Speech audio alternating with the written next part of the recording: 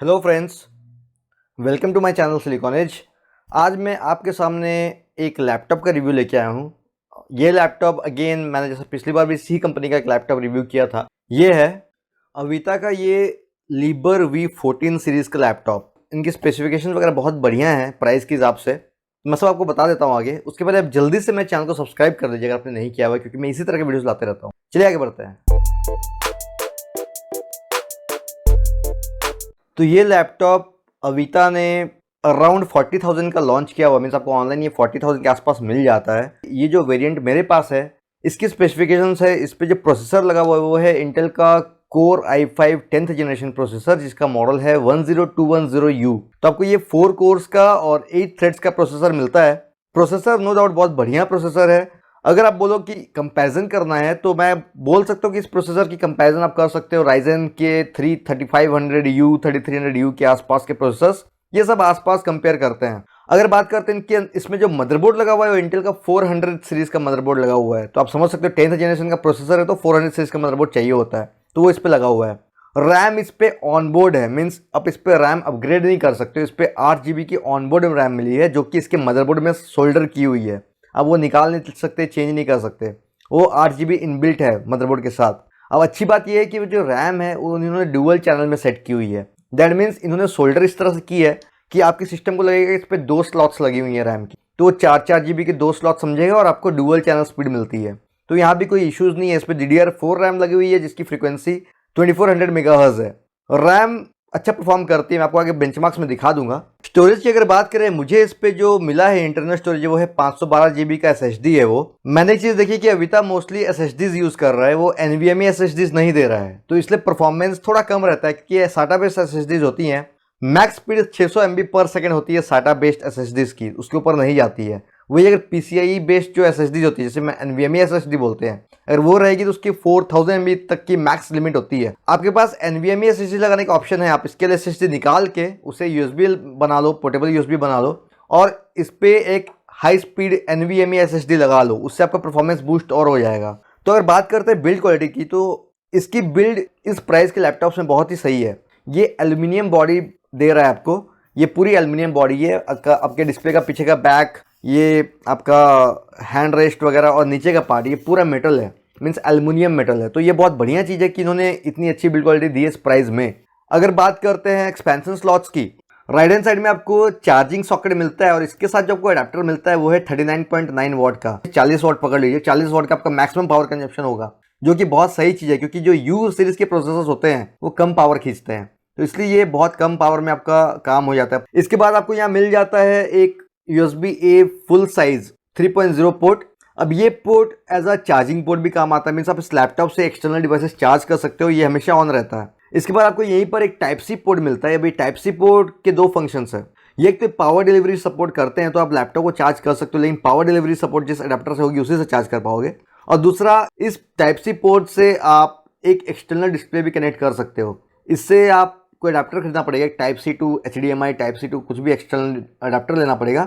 आप वो लगा के एक एक्स्ट्रा डिस्प्ले लगा सकते हो। और साथ में आपको एक मिनी HDMI पोर्ट मिलता है, जिससे एक डायरेक्टली HDMI पोर्ट से आपके किसी भी मॉनिटर को कनेक्ट कर सकते हो। तो आपको बेसिकली इसके साथ 2 एक्सटर्नल डिवाइसेस कनेक्ट करने का ऑप्शन मिलता है, आप 2 मॉनिटर्स कनेक्ट कर सकते हो। अगर लेफ्ट साइड हम आते हैं तो लेफ्ट साइड में आपको अगेन एक USB-A full size USB 3.0 port मिलता है। फिर आपको एक हेडफोन जैक मिलता है जो कि माइक सपोर्ट भी करता है। ये 2-in-1 पोर्ट है, हेडफोन प्लस माइक। इसके बाद आपको एक माइक्रो SD कार्ड स्लॉट मिलता है, मीन्स आप एक माइक्रो SD कार्ड डायरेक्टली इस पर लगा सकते हो, तो ये भी एक अच्छा फीचर दिया है इन्होंने। एक्सपेंशन में तो अच्छा है, यहाँ पर कोई इश्यूज नहीं है, पोर्ट्स वगैरह ठीक ठाक दिए हैं इन्होंने।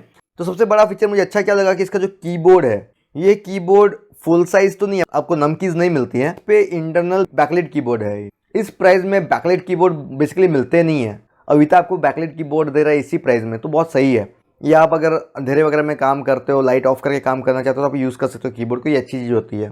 और ये 2 लेवल्स की लाइट सपोर्ट करते हैं, हाई, लो और ऑफ, तो इस तरह से आप सेट कर सकते हो। तो इनका कीबोर्ड का डिज़ाइन बहुत सही लगा मुझे। जैसे एसर का मैंने एक लैपटॉप टेस्ट किया था, A315 सीरीज का लैपटॉप था वो, उसकी कीज़ बहुत छोटी थी, जिसको हम की ट्रैवल बोलते, तो छोटे छोटे बटन दिखते थे।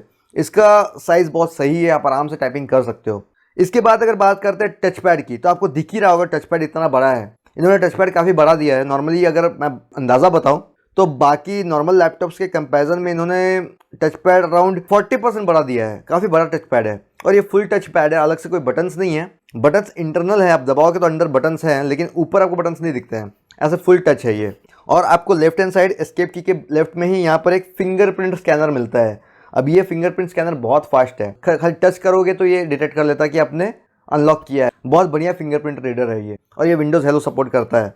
अब अगर बात करते हैं डिस्प्ले की, तो डिस्प्ले पे भी अविता ने बहुत बढ़िया काम किया है। इस पे 14 इंच का फुल एचडी आईपीएस पैनल दिया गया है, और इस आईपीएस पैनल का जो व्यूइंग एंगल है 178 डिग्रीज का है। मीन्स मैं इतनी साइड से भी देख रहा हूँ ना, तो मुझे सब दिख रहा है और कोई नेगेटिव नहीं हो रहा है।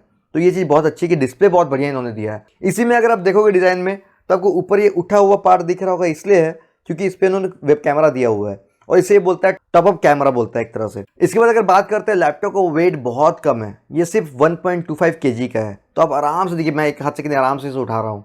अच्छी बिल्ड क्वालिटी है, एल्युमिनियम मेटल यूज़ किया, उसके बाद भी इतना लाइट वेट रखा है, ये बहुत अच्छी बात। बहुत लोग कंप्लेन करते हैं अविता का लैपटॉप अच्छे नहीं होता, लेकिन दोस्तों ये चीज़ ध्यान रखिए, आप प्राइस भी देखोगे और आप स्पेसिफिकेशन भी देखोगे, ये सेम स्पेसिफिकेशन आप अच्छी कंपनी में लेने जाओगे ना, आपको 45-50 से नीचे नहीं मिलेगा। ये कम से कम बाकियों से 7-8 हज़ार कम में दे रहे हैं लैपटॉप। तो आप समझ सकते हो बाकी कंपनीज बहुत कमाती हैं। और सबसे बड़ी बात है कि अविता आपको बाय डिफॉल्ट 2 इयर्स की वारंटी भी दे रहा है, तो आपको 2 साल तक इतना सोचना नहीं पड़ेगा।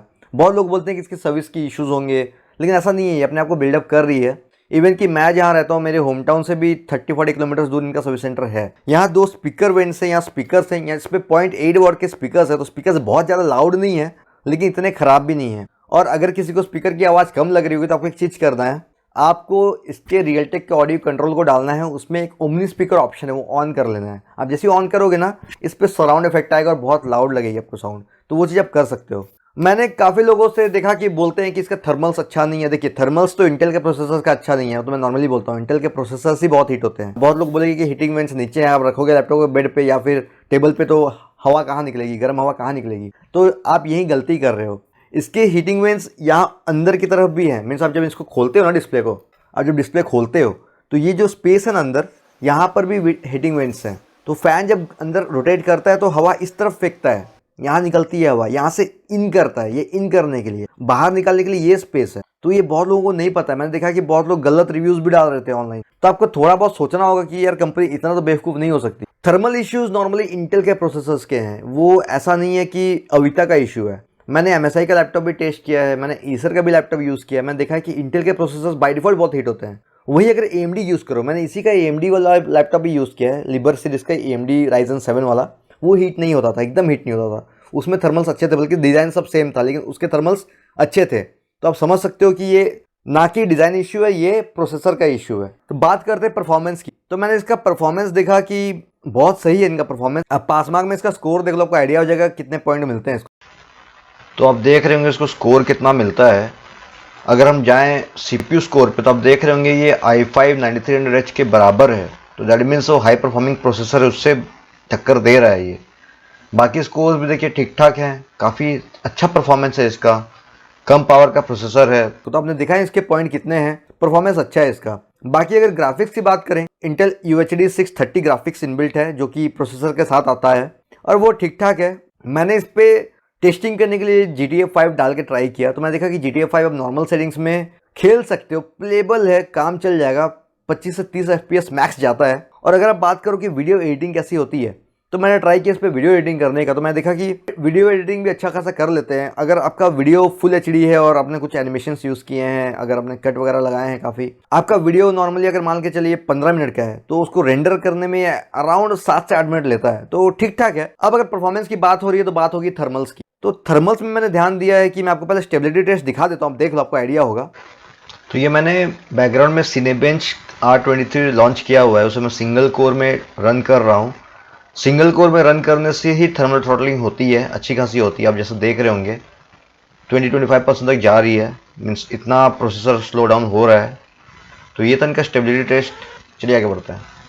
तो ये इंटेल का इशू ऐप्स में आप कुछ कर नहीं सकते बेसिकली, लेकिन स्टिल मैनेजेबल है, इतना इशू नहीं आएगा, क्योंकि ये बेसिकली गेमिंग के लिए तो बना नहीं है, normal day to day work के लिए बना है, और उस हिसाब से ये काम चलने वाला लैपटॉप है।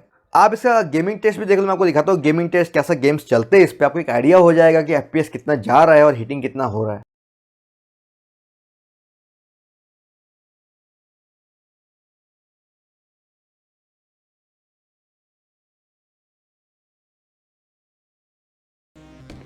What is the problem? Why are they still out here? You were meant to lock them down.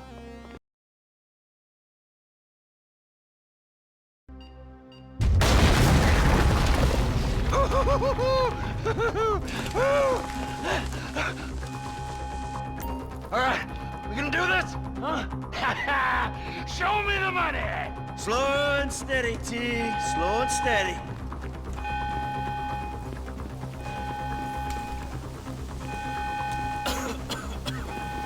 That's the score. Remember, just the non-sequential bills. There's enough here for us all to enjoy. Depends on how you look at it. What's the holdup? Coming out, B! Give it up! I got him! I saw your face, I'll remember you. You forget 1,000 things every day. How about you make sure this is one of them? I've seen his eyes. He's crazy. No one's crazy. I think. Be cool. That's right, pal! I'm fucking crazy! Oh boy. All right, you want to live? Tell me you want to live. Work this out. For sure I want to live. Tell me, put the gun down. तो आपने gaming test भी देख लिया, तो आपने देखा payable है, काम चल जाएगा। और अगर बात करते हैं कि आपको ये लैपटॉप लेना चाहिए, तो देखिए अगर आपको 40-45 तक खर्चा करना है, आपके पास मैक्सिमम बजट इतना ही है और आप एक अच्छा लैपटॉप ढूंढ रहे हो, तो आपके पास इससे अच्छा ऑप्शन नहीं रहेगा। क्योंकि अगर आप Asus, Acer, HP वगैरह में जाते हो तो आपको इस रेंज में इतने फीचर्स तो नहीं मिलने वाले। कहीं ना कहीं ड्रॉबैक रहेगा। अगर फीचर्स अच्छे रहेंगे तो स्क्रीन अच्छी नहीं रहेगी, IPS स्क्रीन नहीं मिलेगी, तो वो प्रॉब्लम हो जाता है। और अगर स्क्रीन अच्छी नहीं रही तो वही मज़ा ख़त्म हो जाता है। तो ये चीज़ ध्यान रखिएगा। इस पे जो इनबिल्ट वाईफाई है वो डुअल बैंड का है। आपको 2.4 गीगाहर्ट्ज़ और 5 गीगाहर्ट्ज़ बैंड्स का सपोर्ट मिलता है और कॉलकॉम का चिपसेट है वाईफाई का। ब्लूटूथ भी इनबिल्ट आपको मिल जाता है, ब्लूटूथ 4.2 मिलता है इस पर, तो यहाँ पर कोई इश्यूज़ नहीं है। और अगर बैटरी की बात करें तो बैटरी मैंने देखा कि अविता ने मेंशन किया अप टू 10 आवर्स का बैकअप, लेकिन ऐसा नहीं है। उन्होंने जो टेस्टिंग की है उन्होंने खाली ऑन करके छोड़ दिया साइड में, वो टेस्टिंग नहीं होती। अगर मैं अभी कुछ नहीं कर रहा हूँ तो अभी मुझे भी ये बता रहा है 7 घंटे 10 मिनट 94% में, लेकिन ऐसा नहीं है। अगर आप यूज़ करते हो, अगर आप मूवीज़ देखते हो, आप सॉन्ग सुनते हो, आप कुछ काम कर रहे हो, तो ये बैकअप कम होगा। मैंने ट्राई किया, इस पर मैंने यूट्यूब वीडियोज़ लगाया था 4K वीडियोज़, तो ये मैक्स टू मैक्स 3 आवर्स तक चले थे। तो आप समझ सकते हो कि 3 आवर भी वैसे ख़राब नहीं है। 3 घंटे आप लगातार वीडियोस देखोगे नहीं 4K में, तो ख़राब नहीं है, बैकअप अच्छा है। तो पर एक इशू ये है कि इसको चार्ज होने में थोड़ा टाइम लग जाता है। इसको 0 से 100% होने में 2 से सवा 2 घंटे लग जाते हैं। फास्ट चार्जिंग सपोर्ट नहीं है, तो वहाँ थोड़ा टाइम टेकिंग है, लेकिन वो अगर मैनेजेबल है। प्राइस भी देखना पड़ेगा आपको, इस प्राइस में इतना कुछ दे रहा है तो आप थोड़ा बहुत तो आपको मैनेज करना पड़ेगा। बाकी वेब कैमरा की अगर बात करें, वेब कैमरा बहुत नॉर्मल है, बाकी सबके तरह VGA कैमरा है, कुछ स्पेशल नहीं है, तो ये बहुत काम चलाऊ कैमरा होता है। तो अगर आप मुझे पूछो कि मैं रिकमेंड करूंगा, तो हाँ मैं रिकमेंड करूंगा। इस प्राइस में इससे अच्छा तो आपको मिलेगा नहीं। कीबोर्ड अच्छा है, टचपैड अच्छा है, बड़ा टचपैड दिया है आपको। हाँ, टचपैड बड़ा तो आपको इश्यूज हो सकते हैं कि अगर आप हैंड रेस्ट रखने जाओ तो कभी कभी टच हो जाता है, ये इशू रहता है, लेकिन स्टिल वो मैनेजेबल, इतना प्रॉब्लम नहीं आती है। फिंगरप्रिंट रीडर मिल रहा है आपको, बैकलिट कीबोर्ड मिल रहा है, इतने फीचर्स इतने कम प्राइस में दे रहा है आपको, तो ये इसलिए हाईली रिकमेंडेड है मेरी तरफ से, आप आराम से ले सकते हो। ये था मेरा एक रिव्यू इस अविता के लिबर V14 सीरीज के लैपटॉप का। होप आपको आइडिया हो गया कि लैपटॉप कैसा है, आपको लेना चाहिए कि नहीं लेना चाहिए। अगर आपको मेरा वीडियो पसंद आया तो प्लीज इसे लाइक करें, शेयर करें, मेरे चैनल को सब्सक्राइब करें ताकि मैं अच्छे वीडियोस ला पाऊँ। Thank you friends, bye bye.